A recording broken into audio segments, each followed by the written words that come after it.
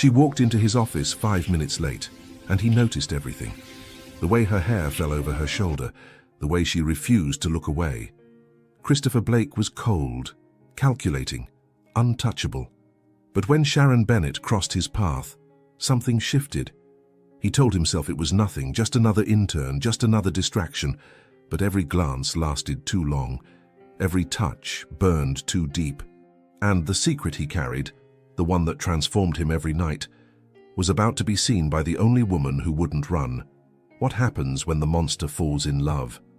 If you're already curious to see how this story unfolds, subscribe to this channel and turn on notifications so you don't miss a single chapter. Leave a comment telling me where you're listening from. I love knowing we're sharing this moment together, and if this story speaks to your heart, leave a like. It's a small gesture, but it means more than you can imagine. It helps us keep bringing you stories that make you feel something real. The elevator stopped on the 32nd floor with a metallic sigh. Sharon Bennett adjusted the strap of her bag over her shoulder and took a deep breath. The air conditioning in the hallway carried a subtle scent of wood and leather, the kind of fragrance that whispers power without needing to shout. Her heels echoed on the grey marble floor as she walked toward the frosted glass doors that displayed in golden letters the name she had researched dozens of times, Blake & Co. She was 5 minutes late. 5 minutes that felt like an eternity. The receptionist looked up from her computer and offered a mechanical smile. "Miss Bennett, Mr. Blake is waiting. Third door on the right." Sharon nodded, trying to ignore the knot forming in her throat. She had read about Christopher Blake in business magazines and society columns. CEO at 32, heir to a jewelry empire that spanned generations. Brilliant, ruthless, and absolutely untouchable. The photos didn't do justice to the weight his name carried in that silent hallway. She stopped in front of the door. Through the glass, she could see his silhouette against the panoramic window that framed the city. New York stretched at his feet like a carpet of concrete and ambition. He didn't turn when she knocked. "Come in." His voice was deep, controlled, the kind of voice that didn't need to be raised to be obeyed. Sharon pushed the door open and entered. The office smelled of fresh coffee and something else, something she couldn't quite identify. Maybe it was his cologne. Maybe it was just the tension that seemed to permeate every inch of that space. Christopher Blake finally turned around, and Sharon felt the ground waver beneath her feet. He was taller than she had imagined. His broad shoulders filled the navy blue suit with an almost irritating precision. His dark hair was combed back, revealing a face of hard lines, defined jaw, straight nose, lips that seemed unfamiliar with the concept of smiling. But it was his eyes that held her captive. Grey, cold, piercing like polished steel blades. He studied her in silence for a moment that lasted too long. His gaze traveled down her face, passed over the black blazer she had chosen so carefully, and climbed back up to meet her brown eyes. Sharon felt her skin tingle, as if he could see right through her. "You arrived 5 minutes late, Miss Bennett." His voice didn't carry anger. It carried something worse, calculated indifference. Sharon lifted her chin. "The traffic was—" "I don't care about traffic." He took a step toward her, then another. His scent enveloped her, notes of cedar, bergamot, and something dark she couldn't name. "What I care about is punctuality, discipline, attention to detail." She swallowed hard, but didn't step back. "It won't happen again." "No." He stopped less than 3 feet away from her. "It won't." The silence between them was thick, almost tangible. Sharon could hear her own heart pounding against her ribs. She could feel the heat radiating from his body, despite the distance. She could see the muscle that twitched in his jaw when she held his gaze without blinking. Christopher tilted his head slightly to the side, as if she were a puzzle he hadn't yet decided was worth solving. "But you arrived with presence," he said, his voice dropping half a tone.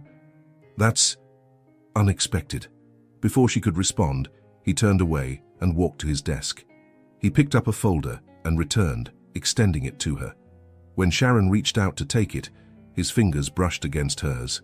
The touch lasted only a second, maybe less, but it was enough for an electric current to run up her arm and settle somewhere between her stomach and chest. His skin was warm, his fingers firm, and those grey eyes never left hers during the entire contact. Sharon pulled the folder away with more force than she intended. "This is the quarterly report on international sales," he explained, his voice returning to a professional tone. "I want a complete analysis on my desk by Friday. Typos, formatting errors, or inconsistent data will result in rework. No exceptions." She nodded, clutching the folder against her chest like a shield. Christopher watched her for another moment. Then, without warning, he moved closer again. Sharon held her breath as he raised his hand and, with a casual gesture that seemed rehearsed, pushed a strand of hair that had escaped back behind her ear. His fingers grazed the sensitive skin behind her ear. The touch was light as a feather and burned like an ember. "You should learn to control that rebellious hair," he murmured, his eyes fixed on hers. "Or maybe it suits you." Sharon's heart raced. She could feel her pulse throbbing in her neck, could feel the flush rising up her cheeks. But she didn't allow herself to step back. She didn't allow herself to look away. "Maybe I like it this way," she replied, her voice steadier than she expected. Something flickered in his eyes. Surprise? Interest? She couldn't tell. But it was quick, a flash that disappeared as fast as it appeared. Christopher stepped back. The mask of coldness returned to its place. "Your desk is at the end of the hall," he said, turning to the window. "Miss Dawson will guide you through the procedures. You may go." It was a dismissal, clear and unequivocal. Sharon walked to the door, her legs slightly shaky. But before leaving, she stopped. She looked over her shoulder. He was still facing away from her, hands in his pockets, his silhouette outlined against the Manhattan skyline. But there was something in the stiffness of his shoulders, in the almost imperceptible tilt of his head, that made her realize he knew she was looking, and maybe, just maybe, he was also fighting not to look back. "Mr. Blake," she called. He didn't turn. "Yes? Thank you for the opportunity." A second of silence. 2.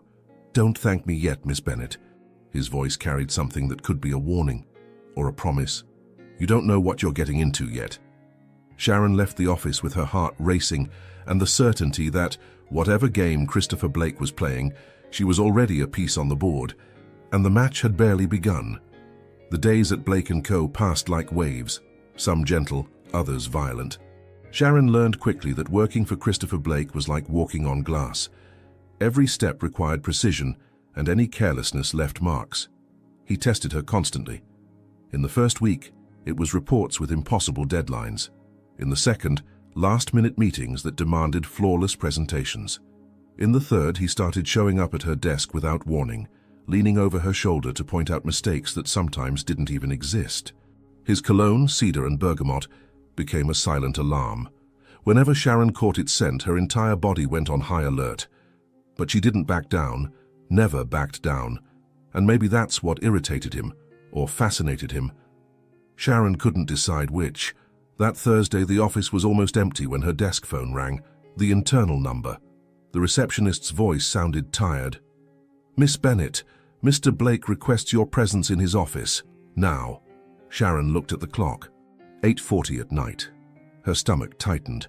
"I'm on my way." She walked down the silent hallway, her heels echoing on the marble like the beats of a nervous heart. The automatic lights had already dimmed, leaving the space in a golden twilight that transformed the office into something almost intimate, almost dangerous. His door was slightly ajar. Sharon knocked anyway. "Come in." She pushed the door open and stopped. Christopher was standing next to his desk, his jacket discarded over the chair, the sleeves of his white shirt rolled up to his elbows.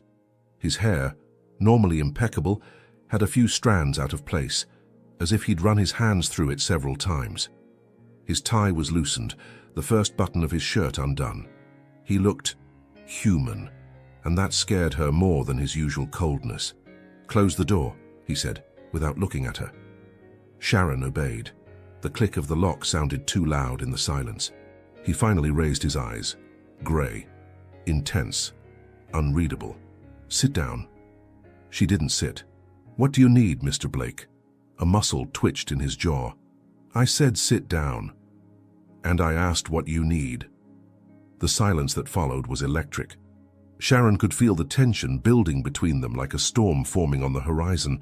He studied her for a long moment, his eyes traveling over her face with an intensity that made her feel exposed despite the layers of clothing.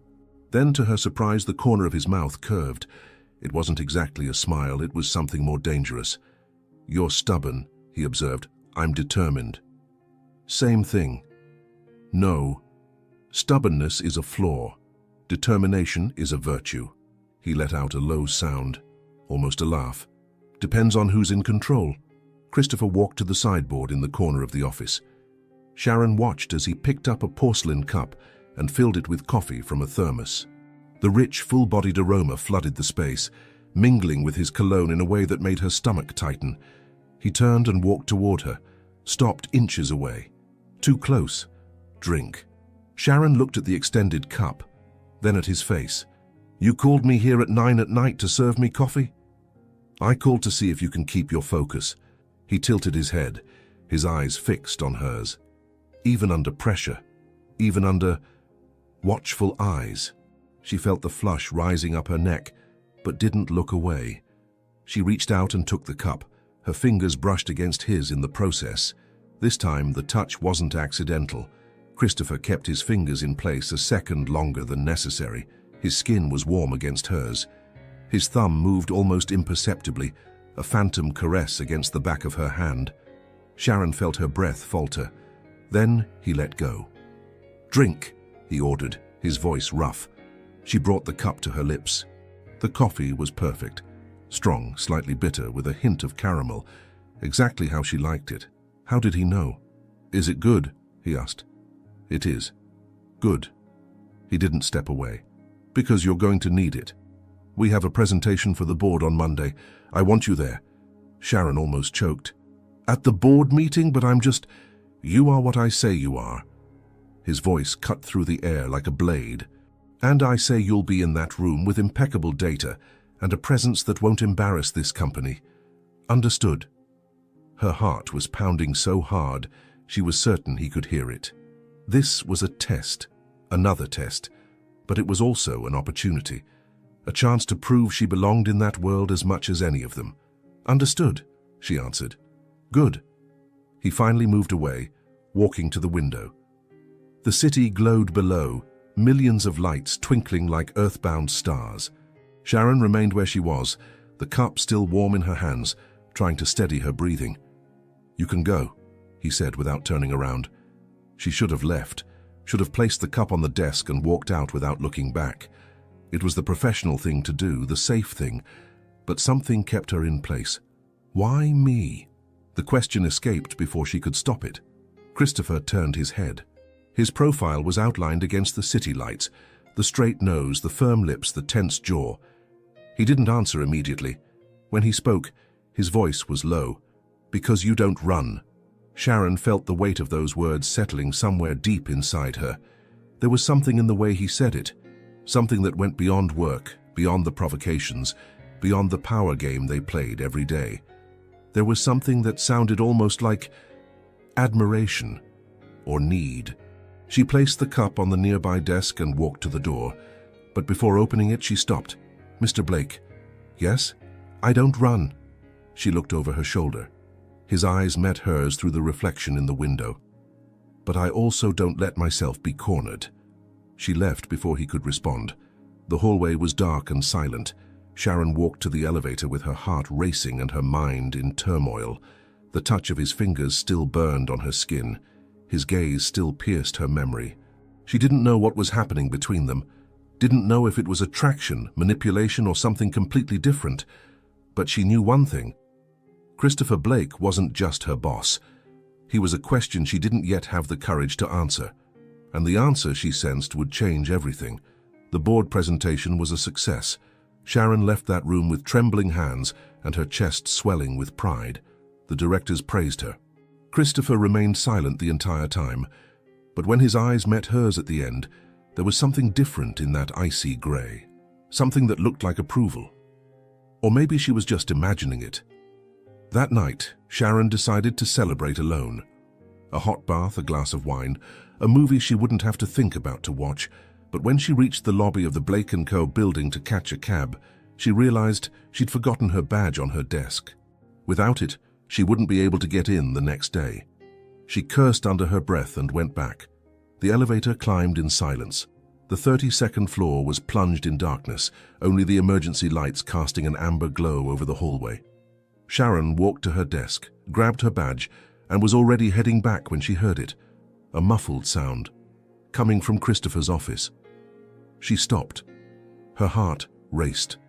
It wasn't a normal sound. It was something between a moan and a growl, guttural, primitive, full of pain. The kind of sound an animal would make if it were caught in a trap.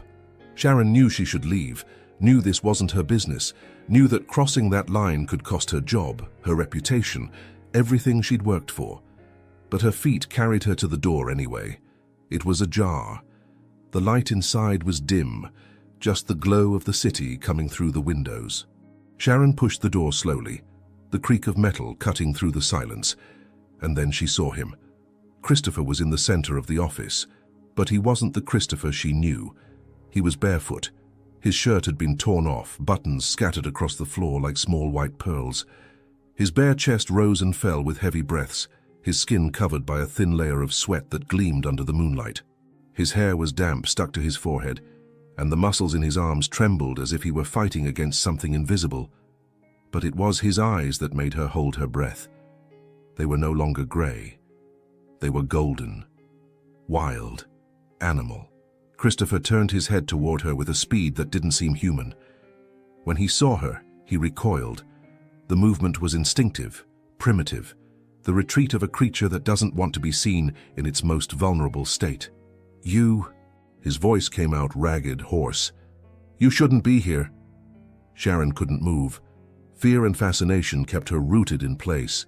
She could feel the danger radiating from him like heat from a bonfire. She could sense that something was terribly wrong. But she could also sense something else, something that kept her from running. He was suffering. "What's happening?" Her voice came out as a whisper. Christopher squeezed his eyes shut. His fists clenched at his sides. She could see the veins bulging in his forearms, the tendons in his neck taut like ropes about to snap. "Leave." Each word seemed to cost immense effort. "Now. Before—" He didn't finish.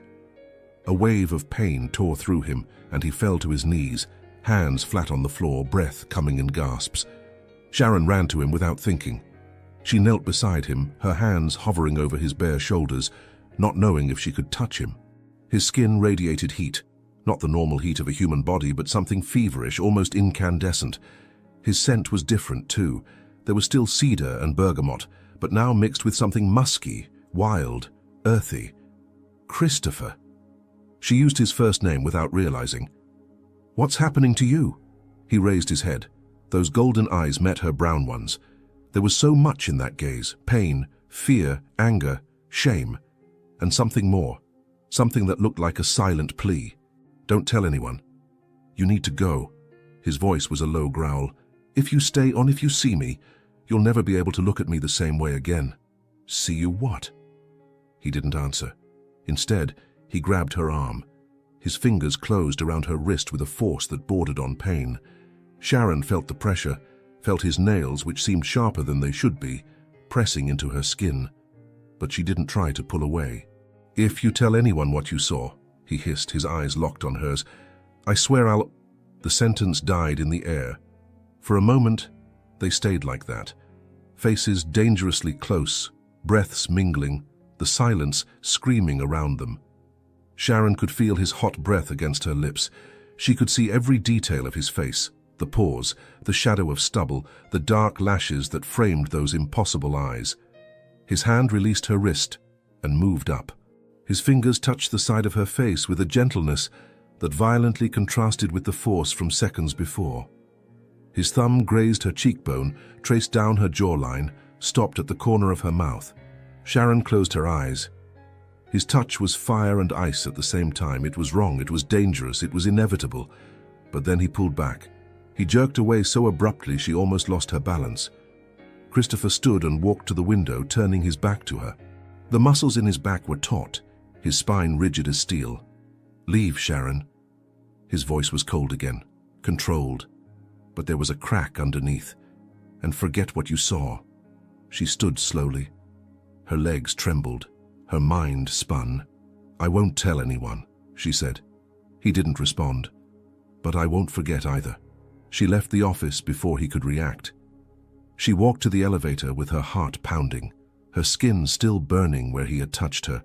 The image of him on his knees, vulnerable, wild, frightened, was etched in her mind like a brand. Christopher Blake had a secret, and Sharon had just become part of it. The elevator descended in silence. When the doors opened on the ground floor, she took a deep breath and stepped out into the cold New York night. But even with the icy wind hitting her face, she could still feel the heat of his fingers on her skin. And she knew with a certainty that frightened her that this wouldn't be the last time. Sharon couldn't sleep that night.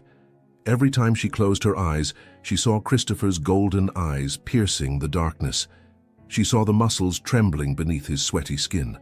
She saw the pain etched on that face she thought she knew. Who was he really? The sun rose over Manhattan, and she was still sitting in bed, legs hugged against her chest, her mind spinning in circles. Part of her wanted to pretend nothing had happened. Go to work, sit at her desk, bury that night deep in her memory, and move forward like a professional. But another part, a stronger, more stubborn, more curious part, knew she couldn't. She needed to understand. The day at the office was an exercise in silent torture. Christopher didn't show up. The secretary informed her he was working from home. Sharon spent 8 hours pretending to focus on spreadsheets while her mind wandered to forbidden places. The touch of his fingers, the heat of his bare skin, the guttural growl that seemed to come from somewhere primitive and deep. At 7 in the evening, she made a decision. The Blake Mansion's address was in the company files. Sharon knew this was an invasion of privacy, knew she could be fired, knew she was crossing every line a sensible intern should never cross. But sensibility had been left behind the moment she pushed that half-open door. The mansion was in the Upper East Side, hidden behind high walls and century-old trees. The taxi stopped in front of the wrought-iron gate, and Sharon felt her stomach sink. This was madness, complete and absolute madness. She paid the driver and got out anyway. The intercom crackled when she pressed the button. Silence, then static, then his voice, hoarse, tired, unrecognizable. "Who is it?" "It's me." She swallowed hard. "Sharon." Silence again, so long she thought he'd hung up. "Go away." "No." "Sharon, I saw what I saw, Christopher, and I'm not going to pretend it didn't happen." She took a deep breath. "Let me in, please." The intercom went silent. 10 seconds. 20. Sharon was already turning to leave when she heard the click of the gate unlocking. The path to the main door was lined with old rose bushes that perfumed the air with a sweet, melancholic scent. The mansion was imposing. Grey stone, tall windows, ivy climbing the walls like green veins. It looked like a castle torn from another century and transplanted into the heart of New York. The door opened before she could knock. Christopher was on the other side, but he wasn't the impeccable CEO she knew. He wore only grey sweatpants, his feet bare, his chest naked. There were deep shadows under his eyes, which were grey again, but heavy with exhaustion. His hair was messy, stubble darkening his jaw. He looked defeated. "You shouldn't have come," he said. "I know." "Then why did you?" Sharon held his gaze. "Because you were suffering, and because—" She hesitated. "Because I need to understand." He studied her for a long moment. Then he stepped away from the door, leaving space for her to enter. The mansion inside was as imposing as the outside. High ceilings, crystal chandeliers, antique furniture that seemed to carry stories of generations. But there was something cold about the place, something empty, as if no one really lived there, they just existed. Christopher led her to a living room with a fireplace. The fire crackled low, casting dancing shadows on the walls. He stopped in front of the window, his back to her, his shoulders tense. The silence stretched like a rope about to break. "What you saw last night," he began, his voice low, "wasn't, normal, I noticed." He let out a bitter sound, almost a laugh. "You noticed. Great." He ran his hand through his hair. "You noticed that your boss is a monster." The word fell between them like a stone in a lake. Sharon felt the impact reverberate in her chest. "You're not a monster. You don't know what I am. Then tell me. He turned. His eyes were dark, stormy, full of something she couldn't decipher. Fear, shame, defiance. Do you really want to know? His voice was sharp. Want to know why I never go out at night? Why I have no friends, no relationships, nothing but this company and this damned empty house? Sharon didn't back down. I do. Christopher walked toward her. Each step was loaded with tension. He stopped so close she could feel the heat radiating from his body, could see the pulse beating in his neck, could count every lash that framed those impossible eyes. Every night, he said, his voice dropping to a whisper. From 9 at night until dawn, I transform. Sharon held her breath. Transform into what? He swallowed hard. His jaw clenched. For a moment it seemed he wouldn't be able to say it, that the words would remain stuck forever in his throat. Then he spoke. Into a pig. The silence that followed was absolute. Sharon felt the ground sway beneath her feet. She thought she'd heard wrong. She waited for him to say it was a joke, a test, anything. But his eyes didn't lie.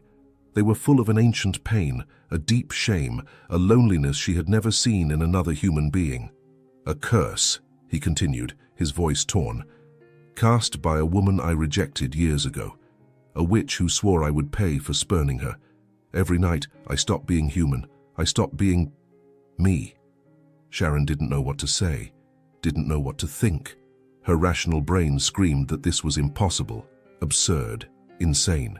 But her heart, her damned stubborn heart, could only see the pain in his face. You saw me in my most grotesque state, Christopher said. And you're still here. She looked at him. At this man who carried an impossible secret, who lived in an empty mansion, who built walls of ice to hide a wound that bled every night. Maybe, she said, her voice soft, because I see you, even when you hide. Something broke in his face. The mask cracked. For an instant, he wasn't the cold CEO or the cursed monster. He was just a man. He moved closer. His fingers touched the side of her face with a gentleness that made her heart ache. Sharon closed her eyes, feeling the warmth of his palm against her cheek, feeling his thumb trace a soft line to the corner of her mouth. Both their breaths mingled. The world disappeared. But then he pulled back. You need to go, he whispered. Before I do something I can't undo. Sharon opened her eyes. She saw the conflict written on his face, the desire, the fear, and she knew with a certainty that struck through her like lightning that this wasn't goodbye. It was just the beginning.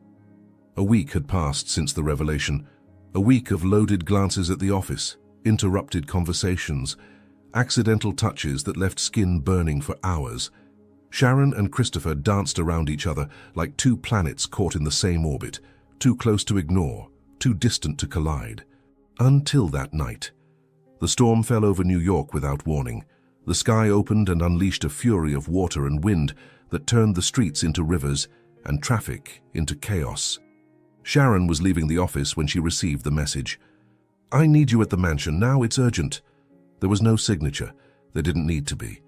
The taxi took 40 minutes to travel a 15-minute route. When Sharon arrived at the Blake mansion gate, she was soaked to the bone, her coat dripping, her hair stuck to her face. The gate was already open. She ran down the stone path, the rain lashing her back, and found the front door ajar. Christopher. Silence. She went inside. The mansion was dark, only a few lamps casting pools of golden light on the wooden floor. The smell of blood hit her before she could take another step. Metallic. Strong. Wrong. Christopher!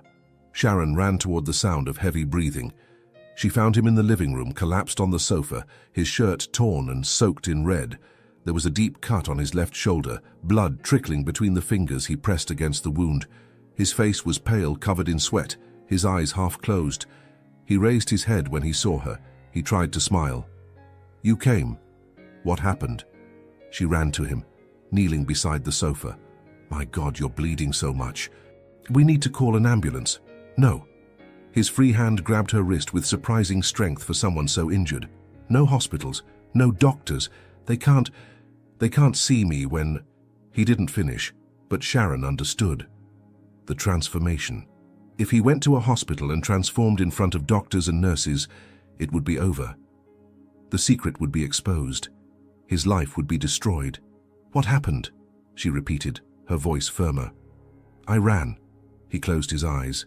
"Sometimes when I'm transformed, I lose control. The human mind gets foggy. Tonight I escaped the mansion, ran through the streets. A dog attacked me. Or maybe it was something else. I don't remember clearly." Sharon felt her stomach turn. The image of him, transformed, vulnerable, being attacked in some dark New York alley, made her heart squeeze in a way she didn't expect. "Where's the first aid kit?" He nodded toward the stairs. "Second floor bathroom." She ran, found the kit, grabbed clean towels, filled a basin with warm water. When she returned, Christopher had removed what remained of his shirt. His bare torso was covered in scratches and bruises, his skin marked like a map of pain. But it was the cut on his shoulder that worried her. It was deep, the edges irregular, still bleeding. "This is going to hurt," she warned. "I know." Sharon cleaned the wound carefully, her fingers trembling slightly as she removed the blood and dirt. Christopher didn't make a sound. He just watched her with those grey eyes that seemed to see right through her. The proximity was almost unbearable. She could feel the heat from his body, could see every detail of his skin, the almost invisible freckles on his shoulders, the line of dark hair running down his abdomen, the movement of muscles beneath the surface every time he breathed. "You didn't have to come," he said quietly. "You called me. I know. It was selfish of me." She stopped cleaning and looked at him. "Why selfish?" His eyes met hers. There was something there that made her heart stop for a second. Something raw, exposed, vulnerable. "Because you're the only person I wanted to see." Sharon felt the air leave her lungs. The words stuck in her throat. She wanted to respond, wanted to say something, anything, but the weight of the moment silenced her. Instead, she went back to tending the wound. It took almost an hour to clean, disinfect, and bandage the cut. When she finished, Christopher was exhausted, his eyes heavy, his breathing finally calming. Outside, the storm continued to rage, lightning illuminating the room in white flashes. "You can't go home in this weather," he said. "I know. There's a guest room at the end of the hall." Sharon nodded. But when she stood to leave, his hand caught hers. "Stay." His voice was a hoarse whisper. "Just a little longer." She stayed. She sat in the armchair next to the sofa and watched as he fell asleep. The rain beat against the windows like impatient fingers. The fire in the fireplace crackled low, casting dancing shadows across his face. Asleep, Christopher looked different, younger, softer. The lines of tension had disappeared, his jaw relaxed, his lips slightly parted. Sharon didn't realize when she also fell asleep. She woke to the grey light of morning coming through the windows. The storm had passed, leaving behind a damp, heavy silence. She was lying on the sofa, she didn't remember lying down, covered by a soft blanket that hadn't been there before. And Christopher was sitting in the armchair beside her, watching her. His eyes were softer than she'd ever seen them, still grey but with a different shade, warmer, more human. "You look different when you sleep," he said quietly, less fierce. Sharon sat up, the blanket sliding off her shoulder.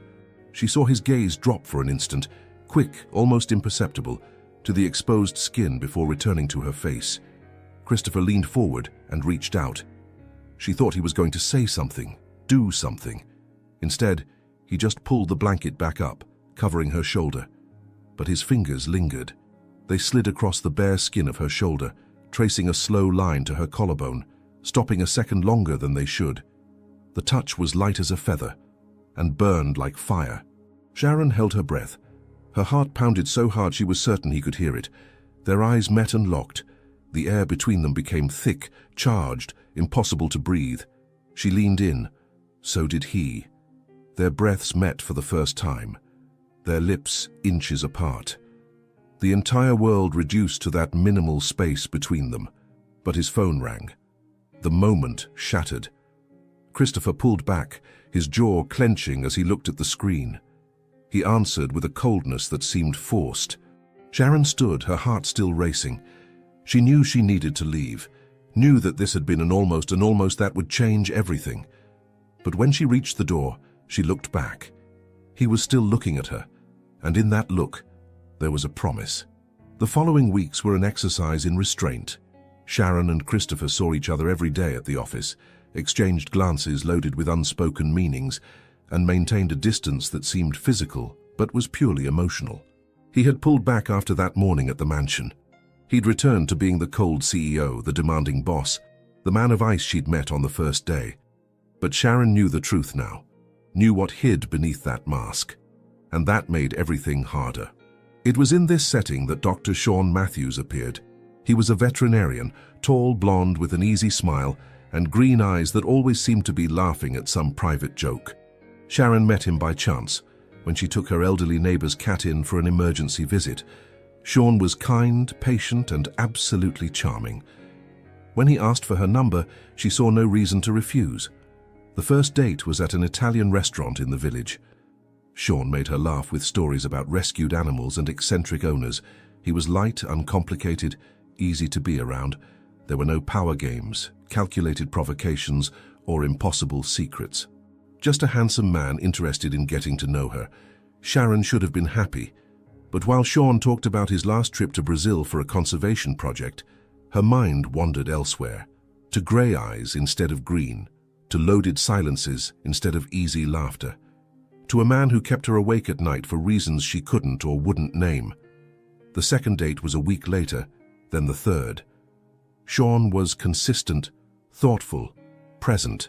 He sent good morning texts, called just to hear her voice, showed up with flowers for no reason. He was the kind of man any sensible woman would choose. But Sharon had never been sensible when it came to Christopher Blake. It was Sean who discovered the secret. It happened by accident. He was driving Sharon home after dinner when he saw a pig, an actual pig, running down a side street in the Upper East Side. His veterinarian instinct kicked in. He stopped the car and went after the animal, finding it cornered in an alley, trembling, its golden eyes full of fear. Sean recognized those eyes. He had met Christopher at a charity event weeks before, had noticed the way the CEO looked at Sharon, possessive, hungry, dangerous.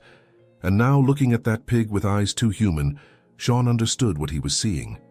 He never told Sharon how he found out. He just showed up at her office the next day with a different look, more cautious, more protective. "You know about him, don't you?" Sean asked quietly. "About what he is?" Sharon felt her blood freeze. "How did you—" "Doesn't matter how. What matters is you're getting involved with something dangerous." He held her hands. "Sharon, I can help. I have contacts, resources. Maybe there's a way to break this curse to—" "No." The word came out harder than she intended. "This isn't your business, Sean." He pulled back as if he'd been slapped. "I just want to protect you." "I didn't ask for protection." The silence that followed was heavy. Sharon saw the hurt in his eyes, saw the exact moment he understood that no matter how hard he tried, he would never be the first choice. Sean left without saying anything more. That night, Blake & Co. held its annual charity ball. The Plaza Hotel ballroom was decorated with crystal chandeliers, white flower arrangements, and candles that cast a golden light over the guests in evening wear. Sharon wore a navy blue dress that hugged her curves and left her back bare. She felt exposed, vulnerable, on edge. Christopher saw her the moment she walked in. He was on the other side of the ballroom, impeccable in a black tuxedo, a glass of whiskey in his hand. His grey eyes found hers and locked. Sharon felt the impact of that look like a punch to the stomach. There was hunger there. There was anger. There was something that made her want to run, but she didn't know if toward him or away from him. Then Sean appeared beside her. He was also at the event, invited by some high society contact who supported his conservation causes. When he saw Sharon, his face lit up. He approached, touched her arm, said something that made her smile out of politeness, and Christopher saw everything. Sharon noticed the exact moment his expression changed. His jaw clenched. His fingers gripped the glass hard enough to turn his knuckles white. He didn't move, but the intensity radiating from him crossed the entire ballroom. The night was torture. Every time Sean touched her, on the arm, at the waist, on her bare back, Sharon felt Christopher's gaze burning her skin. He watched her from afar, talking with investors and directors, smiling smiles that didn't reach his eyes, but always with his attention on her. It was close to midnight when he finally made his move. Sharon was getting a glass of champagne when she felt his presence behind her. The scent of cedar and bergamot enveloped her like a trap. His deep voice sounded too close to her ear. "Are you having fun?" She turned. He was inches away, his eyes stormy, his body radiating tension. "I am," she answered, lifting her chin. "With him?" The question was an accusation. "Sean is a good man. Sean is an idiot who doesn't know what he's getting into." Christopher took a step forward, cornering her against the beverage table. "And you're using him to provoke me? The world doesn't revolve around you, Christopher, doesn't it?" He leaned in, his lips brushed her ear as he whispered, "Then why are you trembling?" Sharon felt her entire body react. Her heart raced. Her skin prickled. The air became impossible to breathe. "You don't belong to him," Christopher continued, his voice a low growl. "Not with that look that's only mine. I don't belong to anyone. Yet." The word hung between them like a promise or a threat. Christopher pulled back. His face returned to its mask of coldness, but his eyes, those damned grey eyes, kept burning. "Tell me you don't feel this," he challenged. "This heat between us. Lie to me, Sharon." She opened her mouth to respond, to deny, to fight, to defend herself, but the words didn't come because she couldn't lie. 3 days had passed since the ball, 3 days of deafening silence. Christopher hadn't shown up at the office, hadn't sent messages, hadn't given any sign of life. Sharon dove into work with an almost desperate ferocity, trying to fill the void he'd left with spreadsheets, reports, and endless meetings. It didn't work. Every time she closed her eyes, she felt his hot breath against her ear. She heard his hoarse voice whispering words that made her burn inside. She saw those grey eyes loaded with a hunger that frightened her as much as it attracted her. She needed to resolve this, needed closure, an answer, anything that would free her from this limbo. On the 4th night, Sharon went to the Blake mansion.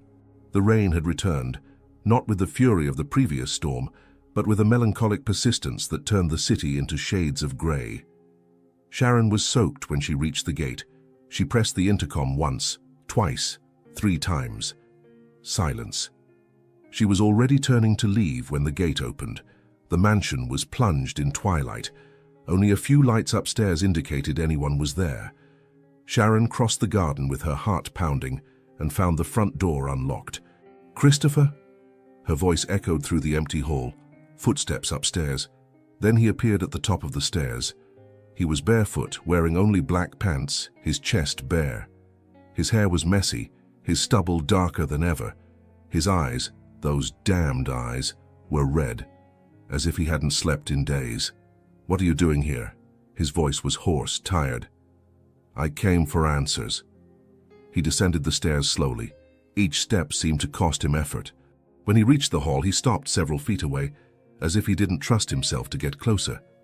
"Answers about what?" "About us." Sharon felt her voice waver, but continued. "About what's happening. About why you provoke me. Pull me close and then push me away. I can't take this game anymore, Christopher, I can't." The silence that followed was thick. He studied her with an intensity that made her feel naked, exposed, completely vulnerable. "You want to know why I pull away?" His voice was low, dangerous. "Because every time I'm near you, I lose control. Because you make me feel things I buried years ago. Because if I give in, if I let this happen, I'll destroy you, Sharon. The curse, the monster, this life I lead, it will consume you. That's not your decision to make." "Yes, it is." He took a step forward. "I'm dangerous. I'm broken. I'm a creature that transforms into something grotesque every night. You deserve more than this. You deserve someone like Sean, someone normal, someone who can give you a real life." "I don't want Sean." The words came out before she could stop them. They hung in the air between them, heavy and irreversible. Christopher closed his eyes, his jaw clenched, his fists closed at his sides. "You don't know what you're saying." "Yes, I do." Sharon walked to him, stopped inches away. "I know exactly what I'm saying. I've seen you, Christopher. I've seen the monster, and I've seen the man, and I choose to stay." He opened his eyes. The grey was stormy, full of conflict, desire, and something that looked terribly like fear. "Sharon, you're the only person who makes me feel alive." Her voice was a whisper now. "Since I walked into that office, since you touched my hair and looked at me like I was the only person in the world, I knew I would never be the same." She reached out and touched his face. Her fingers traced his jawline, felt the roughness of his beard, the tension of the muscles beneath his skin. Christopher held his breath. His entire body trembled under her touch. "You're the only person who saw who I am," he said, his voice torn, and stayed. "Then let me stay for real." The kiss came before the words ended. He pulled her to him with an urgency that took the air from her lungs. His lips met hers with a contained, desperate hunger, as if he'd been waiting for this for centuries. Sharon tasted him, whiskey, desire, surrender. She felt his hands on her back, at her waist, moving up her spine with a reverence that made her tremble. The world disappeared. There was only the heat of his body against hers, the sound of breaths mingling, the touch of hands that seemed to want to memorize every inch of skin. Christopher kissed her as if she were oxygen and he were drowning. And Sharon responded with the same intensity, her fingers burying themselves in his hair, her body molding to his as if they'd been made to fit together. He lifted her in his arms without breaking the kiss, climbed the stairs with her, crossed the hallway, pushed a door open with his shoulder. The room was dark, only the city lights coming through the windows. Christopher placed her on the bed with a care that contrasted with the urgency of the kisses. They looked at each other for a moment, both breathless, both trembling. "Are you sure?" he asked, his voice hoarse. "I've never been more sure of anything." He leaned down and kissed her neck, moved down her shoulders, her collarbone, leaving a trail of fire wherever he went. His hands found the buttons of her soaked dress and opened them with deliberate slowness. Each button was a question, each piece of revealed skin an answer. "You're beautiful," he whispered against her skin. "Too beautiful to be real." Sharon felt her eyes sting. No one had ever looked at her that way, as if she were precious, as if she were everything. She pulled his face up and kissed him again. Her hands moved down his bare chest, feeling the muscles, the scars, the heart beating as hard as hers. His pants were removed, her clothes too, and then it was just skin against skin, heat against heat, two bodies discovering each other like unexplored territories. He entered her slowly, eyes open, fixed on hers, hands intertwined, both their breaths suspended in that moment of absolute union. Sharon felt everything, the intensity, the emotion, the love that neither had named yet, but that filled every movement, every touch, every contained moan. They moved together, slowly at first, then with more urgency, bodies learning each other, responding to each other, completing each other. Christopher kissed her lips, her neck, her shoulders, whispered her name like a prayer. And Sharon surrendered completely, without fear, without reservation. When pleasure finally struck them, it was at the same time. A wave that tore through them and left them trembling in each other's arms, foreheads pressed together, hearts beating in the same rhythm. The silence that followed was different from all the others. It wasn't tense or loaded. It was peace. Christopher pulled her to his chest. His fingers played with her hair as both their breathing calmed. Outside, the rain kept falling. But inside, the world was just that room, that bed, those two intertwined bodies. "I didn't know," he murmured against the top of her head. "Didn't know what?" "That it was possible to feel this." Sharon lifted her head and looked at him. His grey eyes were softer than she'd ever seen them. Vulnerable. Open. She smiled and kissed him slowly. "Now you know." The rain had stopped sometime in the early morning hours, but neither of them noticed. The outside world ceased to exist the moment their bodies met. Now, with the silvery moonlight streaming through the tall windows, the room seemed suspended in time, a cocoon of silence, warmth, and intertwined breaths. Sharon lay on Christopher's chest, her ear pressed against his heart. The rhythm was steady, strong, comforting. She could feel each beat reverberating through his skin, as if that sound were a promise that he was there, whole, real. His fingers played with her hair, tracing lazy patterns on her scalp, moving down her neck, climbing back up.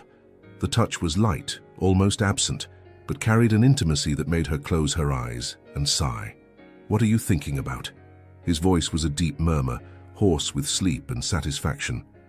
Sharon smiled against his skin. About how strange this is. Strange? Good strange. She propped herself up on her elbow and looked at him. Christopher's face was relaxed, the lines of tension softened, his lips curved into something that could almost be called a smile. She had never seen him like this. So open, so disarmed. A few weeks ago, you were my impossible boss, the cold CEO who made me want to scream in frustration. And now I'm in your bed, listening to your heartbeat, and all I can think is that I want to stay here forever. His smile widened. It was small, almost shy, but it transformed his face in a way that made her lose her breath. He raised his hand and touched her face, his fingers tracing the line of her cheek, her jaw, stopping at her chin. You can stay as long as you want, he said. As long as you need. Be careful what you offer. I might never leave. That's the plan. Sharon laughed. The sound filled the room, and something in her chest expanded. A feeling of lightness, of belonging, of being exactly where she should be. She leaned in and kissed him slowly, savoring his taste, the texture of his lips, the low sigh he released when she pulled away. Christopher. Thank you, he frowned. For what? For letting me see you. The real you. Not the CEO, not the mask, not the monster you think you are. She touched his chest right over his heart. This you, the one that's in here. His eyes darkened. Not with anger or desire, but with something deeper. Something that looked like gratitude, vulnerability, and fear mixed into a single look. You're the only one who's seen it, he said, his voice low. The only one who wanted to see. People don't know what they're missing. He let out a bitter sound. People run when they find out the truth, or they try to use me, or they just disappear. Sharon felt the weight of those words. Years of loneliness, of guarded secrets, of relationships destroyed before they began. She couldn't erase that pain, couldn't fix the past, but she could be here now, could choose to stay. I'm not going to run, she said. I'm not going to use you, and I'm definitely not going to disappear. Promise? The question came out vulnerable, almost childlike. The great Christopher Blake, feared CEO, man of ice, asking for a promise like a boy afraid of the dark. Sharon leaned in and pressed her forehead to his. I promise. They stayed like that for a long moment, breaths mingling, bodies intertwined under the white sheet. The silence wasn't heavy or uncomfortable. It was the kind of silence that exists between people who don't need words to understand each other. Christopher was the first to speak again. You know what scares me most about this curse? Sharon shook her head. It's not the transformation itself, not the pain or the humiliation or the fact that I turn into something grotesque. He paused, his eyes fixed on the ceiling. It's the loneliness.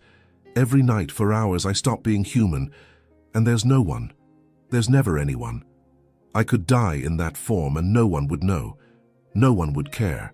Sharon's throat tightened. She imagined it. Endless nights alone in that enormous mansion, trapped in a body that wasn't his, waiting for dawn like a prisoner waits for the end of a sentence. Now there's someone, she said. I care.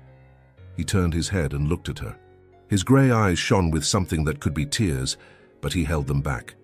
You saw the monster, he whispered, and you kissed the man. Sharon smiled, her heart overflowing. I only see the man. I always have.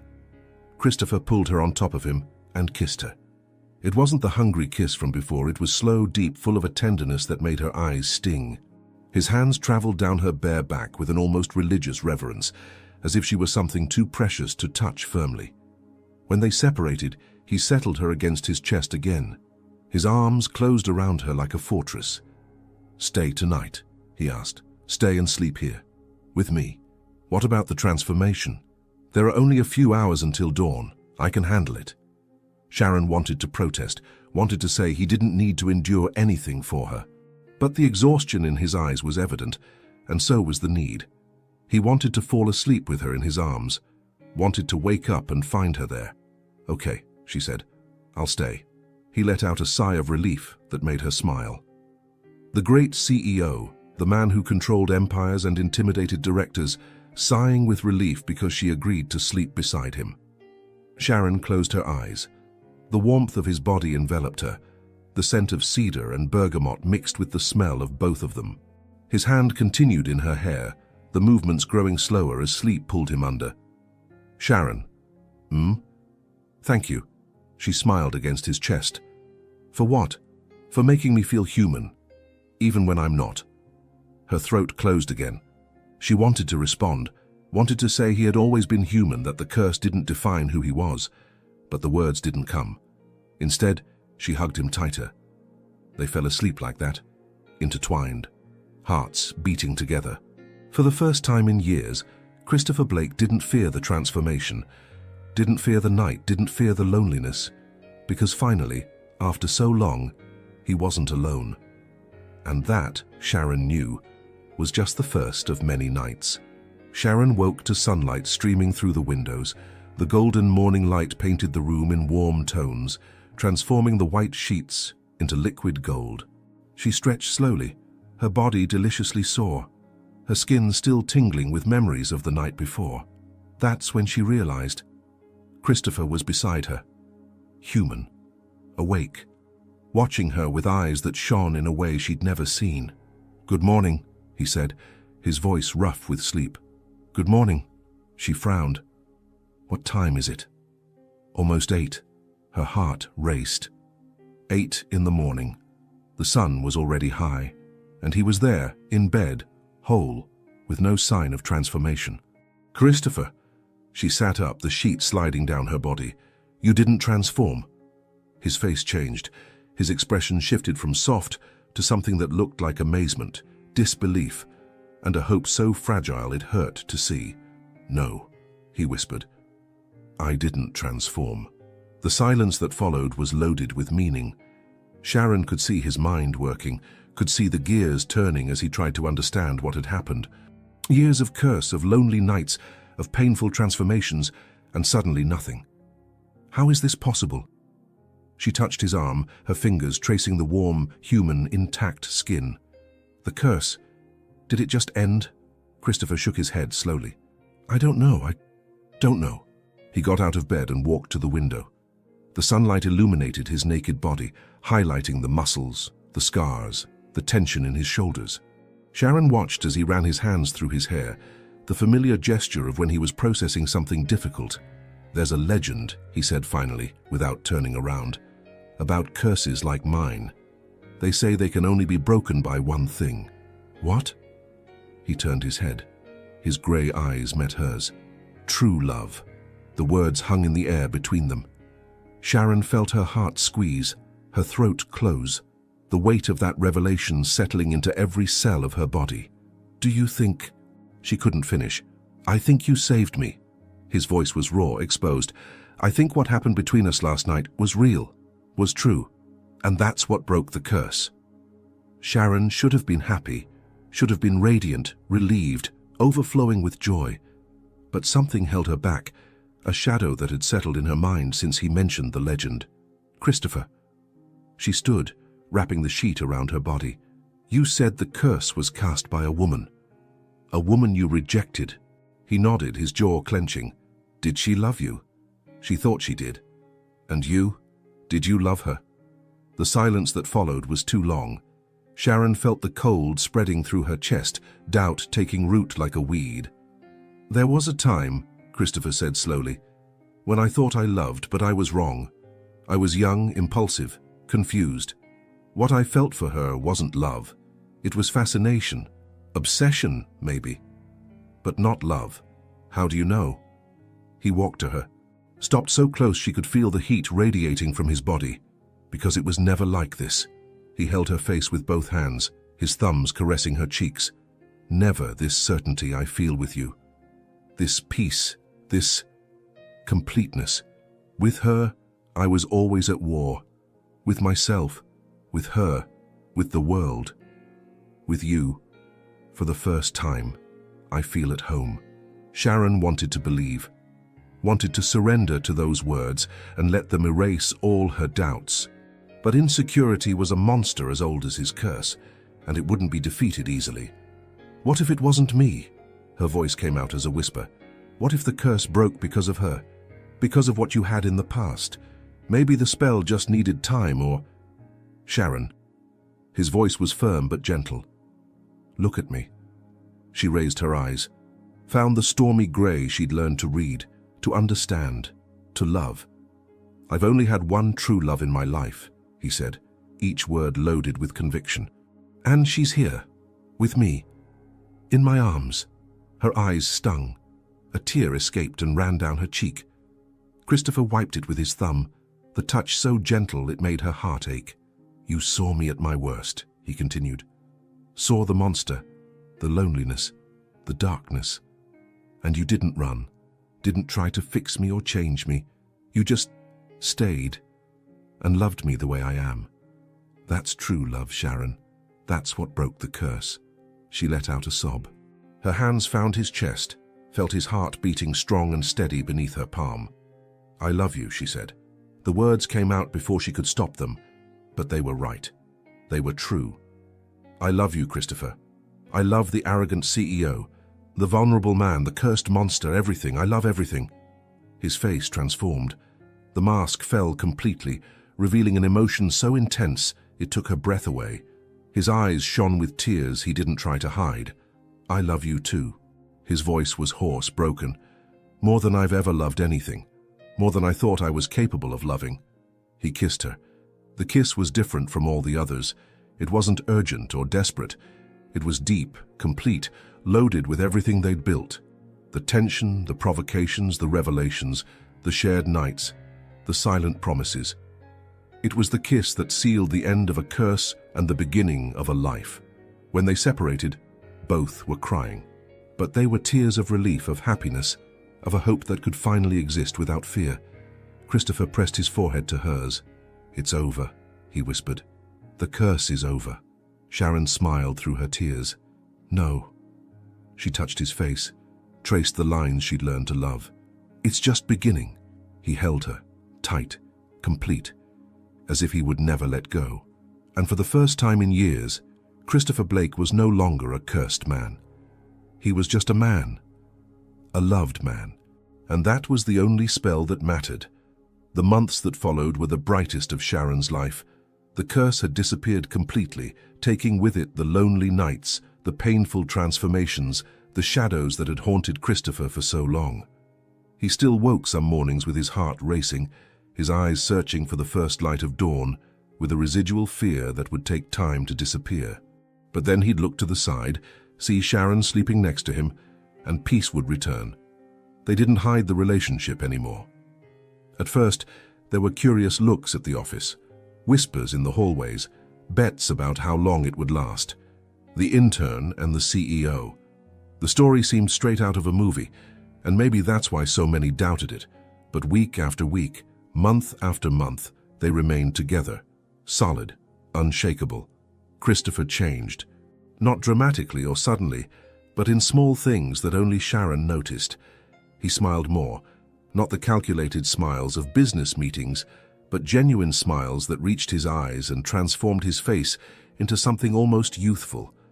He touched more, his hand on her back when they passed through reception, fingers intertwined during working lunches, stolen kisses in the elevator when they thought no one was watching. And he talked more. About the past, about fears, about dreams he'd buried so deep he thought he'd never find them again. Sharon listened to everything, absorbed every word, every confession, every moment of vulnerability he offered as a gift. Sharon changed too. The insecurity that had followed her since childhood, the feeling of never being enough, of always needing to prove her worth, began to dissolve. Christopher looked at her as if she were the most precious thing in the world. And gradually, she began to believe it. 6 months after that first night at the mansion, Blake & Comas held its annual collection launch event. The Metropolitan Museum of Art ballroom was transformed into a dream of lights and crystals, each display case showing jewelry that sparkled like captured stars. International buyers, celebrities, and influencers circulated between the works of art and champagne glasses. Sharon wore a long wine-colored dress, the fabric flowing like water around her body. Her hair was pulled back in a low bun, her neck adorned with a diamond necklace that Christopher had placed on her that same afternoon. "It's borrowed," she had protested when she saw the piece. "It's yours," he had replied. "Everything I have is yours." Now, standing in the center of that dazzling ballroom, she could still feel the weight of the necklace against her skin, the weight of his words on her heart.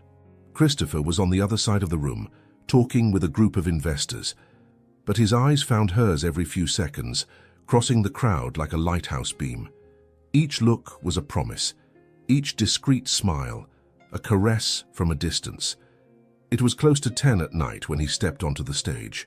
The murmur ceased when he took the microphone. His presence was magnetic.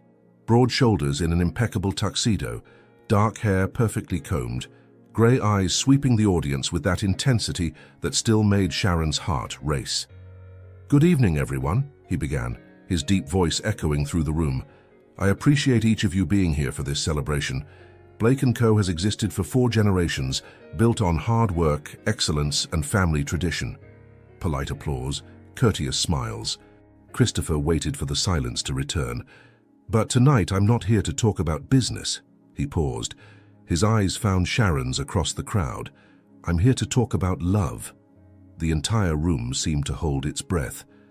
"A few months ago, a woman walked into my office 5 minutes late." A smile curved his lips and turned my world upside down. Low laughter, curious looks turning to Sharon.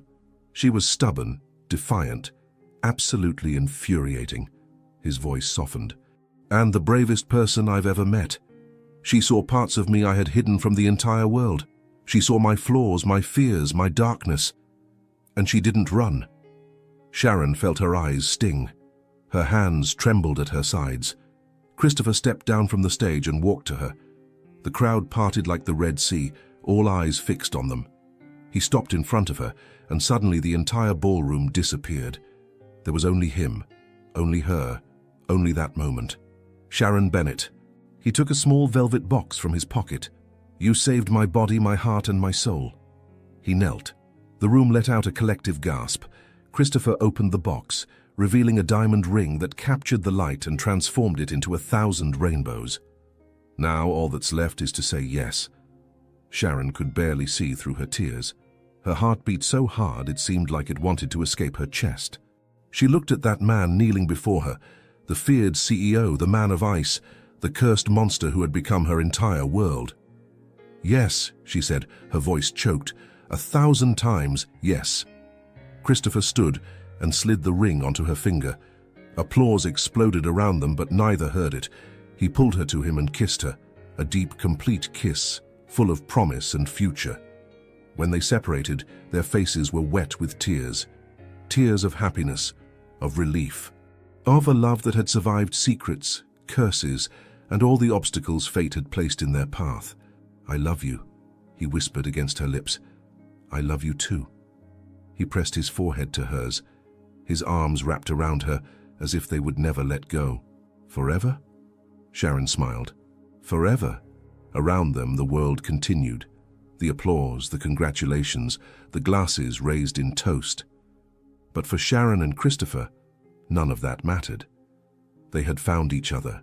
They had chosen each other. And now, finally free from curses and fears, they were ready to build not just a love story, but an entire life together. And that was just the first chapter. And so ends the story of Sharon and Christopher, two souls who found each other in the most unlikely place, at the most unexpected moment. She walked into that office as an intern trying to prove her worth. He received her as a man who had forgotten what it meant to feel. But love has this strange ability to strip us of all our masks, to force us to face who we really are. Christopher carried a curse that transformed him every night into something he despised. But the real transformation didn't happen when the spell was broken. It happened when he allowed someone to see him completely, the monster and the man, and chose to believe he deserved to be loved anyway. Because sometimes, true love isn't about finding someone perfect. It's about finding someone who sees our imperfection and stays anyway. And you? Have you found someone who sees who you really are? If this story touched your heart, subscribe to the channel and turn on notifications to follow the next stories. leave your like. This small gesture helps us keep bringing stories that move and transform, and comment below telling us where you're listening from.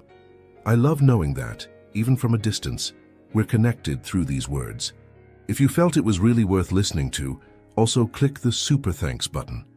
Your presence makes all the difference. Until the next story.